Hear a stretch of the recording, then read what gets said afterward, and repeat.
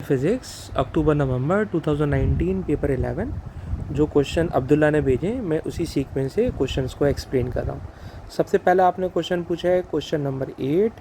इस question number 8 में कोई ऑब्जेक्ट सर्कुलर पाथ पर घूम रहा है। अगर कोई ऑब्जेक्ट जैसे अर्थ है सन के अराउंड घूम रही है तो सर्कुलर मोशन में याद रखिएगा जब कोई ऑब्जेक्ट सर्कुलर पाथ पर घूम रहा होता है तो उसकी जो वेलोसिटी की डायरेक्शन होती है वो सर्कुलर पाथ के ऊपर टेंजेंट बना रही होती है। वेलोसिटी हमेशा टेंजेंट बना रही होती है और उसका जो एक्सेलरेशन होता है वो हमेशा सेंट्रीपिटल एक्सेलरेशन होता है जो सेंटर की तरफ होता है। यानी अगर किसी पत्थर को आप रस्सी से बांध के घुमाएं, ठीक है जनाब, और वो रस्सी ब्रेक हो जाए तो ब्रेक होने पर इस डायरेक्शन में वो पत्थर भाग जाएगा, तो it is the direction of tangential velocity. तो वेलोसिटी की डायरेक्शन हमेशा क्यू की फॉर्म में होती है, डायरेक्शन की वेलोसिटी, और जो एक्सेलरेशन होता है it is always centripetal acceleration, it is P. So the right answer is a. Question number 11 तो बेटा बहुत ही आपने आसान पूछा है, मूवमेंट का फार्मूला है और मूवमेंट का फार्मूला होता है कि हमेशा हम फोर्स को मल्टीप्लाई करा देते हैं परपेंडिकुलर डिस्टेंस फ्रॉम पिवट से। Force multiply perpendicular distance from pivot. Question number 13 में देखिए कि किसी लोड को आपने दो स्प्रिंग के साथ हैंग किया हुआ है। तो अगर दो स्प्रिंग के साथ हैंग करेंगे तो जितना भी एक्सटेंशन हो रहा है उस एक्सटेंशन को उन्होंने बता दिया है एक्स के बराबर है।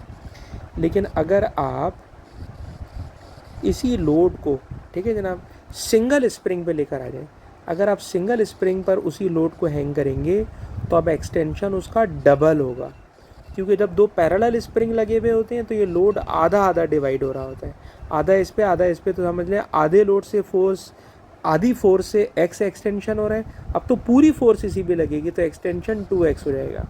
और अगर आप दो स्प्रिंग्स को सीरीज़ में लगा देते हैं तो इसमें भी 2x एक्सटेंशन होगा, इसमें भी 2x एक्सटेंशन होगा, तो टोटल एक्सटेंशन 4x हो जाएगा, टोटल एक्सटेंशन 4x हो जाएगा।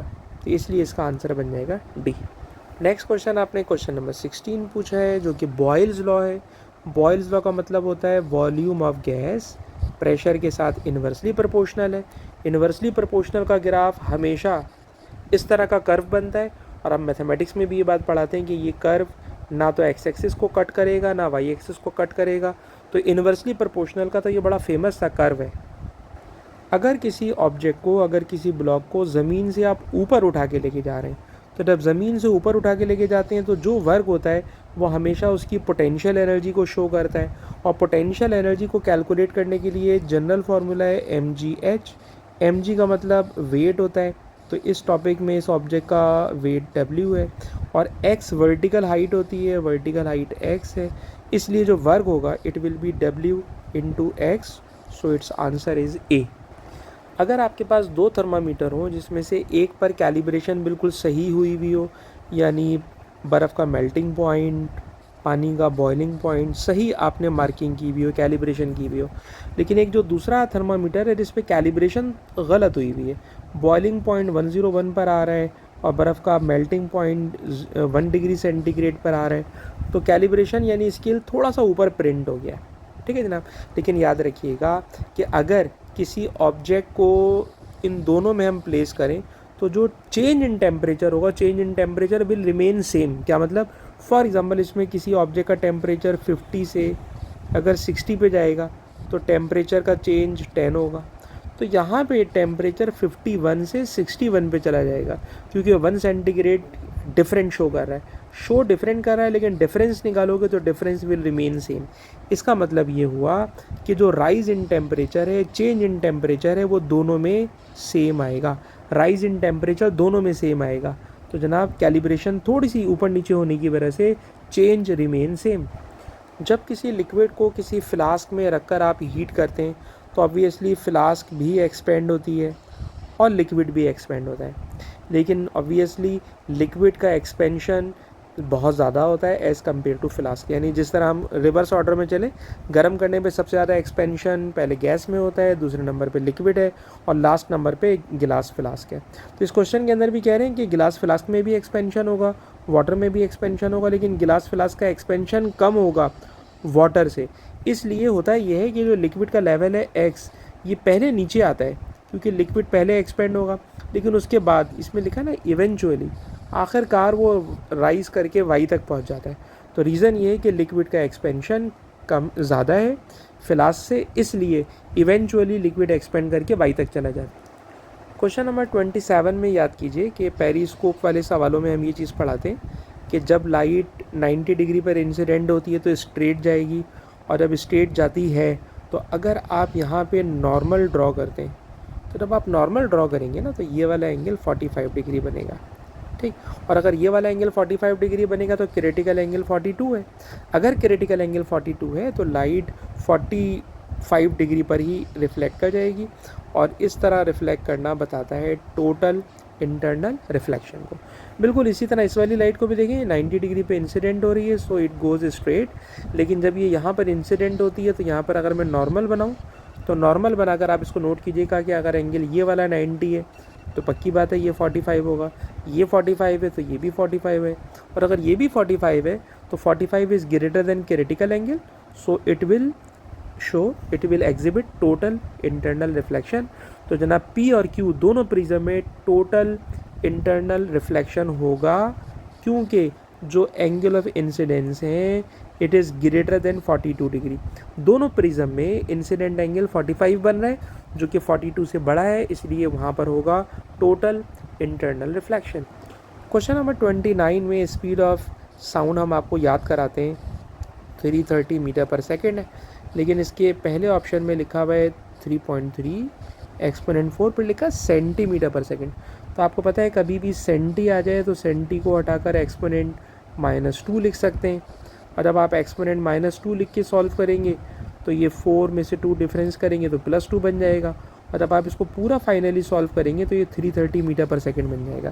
तो सिर्फ कन्वर्जन करना है, कन्वर्जन करेंगे तो ये सिंपली कन्वर्ट हो जाएगा 330 मीटर पर सेकेंड में, इसलिए 29 का आंसर ए। क्वेश्चन नंबर 33 में आप याद कीजिए रेक्टिफिकेशन के टॉपिक में हम AC को जब DC में कन्वर्ट करवाते हैं तो हम आपको पढ़ाते हैं कि वहाँ पे डायोड लगाते हैं। तो यहाँ पे भी डायोड कनेक्टेड है और यहाँ से ऑल्टरनेटिंग करंट इनपुट कर रहे हैं, लेकिन आपको पता है कि डायोड करंट का पॉजिटिव साइकिल पास करा देगा, लेकिन नेगेटिव साइकिल में करंट को वापस नहीं जाने देगा। तो देखिए करंट पास हो जाएगा पॉजिटिव साइकिल और ये स्टॉप कर देगा, and then again positive cycle. तो इसलिए इसका आंसर ए होगा, जिसमें AC DC में कन्वर्ट हो रहा है, but it is half wave rectification. फिर आपने क्वेश्चन नंबर 36 मालूम किया है जो कि बड़ा सिंपल सा है कि लैम्प को जब कभी कनेक्ट करते हैं तो हमेशा याद रखिएगा स्विच भी लाइव वायर पे लगाते हैं और फ्यूज़ भी लाइव वायर पे लगाते हैं। तो ये तो रूल है जो कि आपको याद करना है कि ये हमेशा लाइव वायर पे कनेक्ट करते हैं। बाद आपने लास्ट क्वेश्चन नंबर 39 है जो कि CRO का क्वेश्चन है, और CRO के अंदर मैं आपको यूँ पढ़ाता हूँ कि अगर आपने फॉर एग्ज़ाम्पल टाइम कैलकुलेट करना है तो टाइम का फॉर्मूला होता है टाइम बेस को मल्टीप्लाई कर दें लेंथ ऑफ वन साइकिल से उसको मल्टीप्लाई कर दें। तो पहले देखिए टाइम बेस ये टाइम बेस है, और टाइम बेस का जो सिलेक्टर है वो इस नंबर पे लगा हुआ है। टाइम बेस का सिलेक्टर है 0.01 पे, एक बात।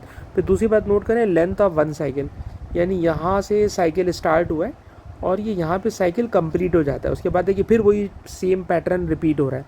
तो ये 2 डिवीज़न में साइकिल कंप्लीट हो रहा है, तो 2 सेंटीमीटर में डिवीज़न कंप्लीट हो रहा है। तो ये जनाब टाइम था सेकंड पर सेंटीमीटर, और ये भी सेंटीमीटर कैंसिल हो गया, तो टाइम आ गया 0.02 सेकेंड। एक साइकिल कंप्लीट करने का टाइम 0.02 सेकेंड है।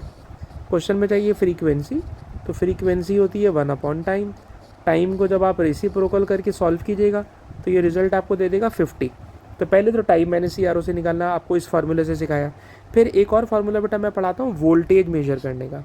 कभी भी बेटा वोल्टेज मेजर करना हो तो हमेशा वाई गेन वाले सेलेक्टर को मल्टीप्लाई करा देते हैं हाइट से मल्टीप्लाई करा देते हैं। तो देखिए वाई गेन वाला सेलेक्टर कहाँ पे कनेक्टेड है, वाई गेन वाला सेलेक्टर 2 वोल्ट पर सेंटीमीटर पे कनेक्टेड है, और इस पैटर्न की जो हाइट है तो जब स्विच ऑफ है वो इस जगह पर है, जब स्विच ऑन करते हो तो यहाँ जा रहा है, तो ये 2 सेंटीमीटर ऊपर लेके जा रहा है। और अगर ये 2 सेंटीमीटर ऊपर लेके जा रहा है तो वोल्टेज की रीडिंग 4 वोल्ट है, तो 4 वोल्ट का वोल्टेज है, ठीक है जनाब। 50 हर्ट्ज़ की फ्रीक्वेंसी है। तो CRO के अंदर मैं आपको ये फार्मूला यूज़ कराता हूँ सारे क्वेश्चन में। तो ये क्वेश्चन नंबर 39 तक आपने अब्दुल्ला जो सवाल पूछे थे मैंने सारे एक्सप्लेन कर दिए।